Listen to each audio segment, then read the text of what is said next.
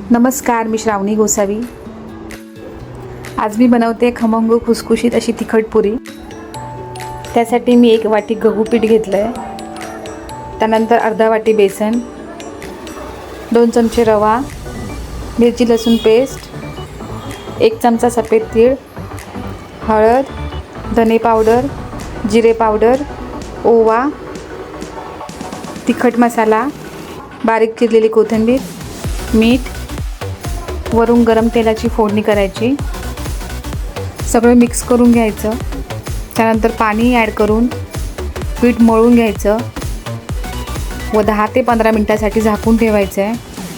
त्यानंतर गॅसवर कढई ठेवून तेल ओतून घ्यायचं।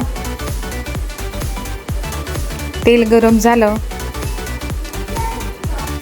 त्याचे गोळे करून पुऱ्या लाटून घ्यायच्या व तेलात एक एक करून सोडून भाजून घ्यायचे।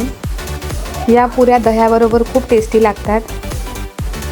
रविवारच्या नाश्त्याचा पर्याय म्हणूनही तुम्ही बनवू शकता। व्हिडिओ आवडल्यास चॅनलला लाईक, शेअर आणि सबस्क्राईब करा।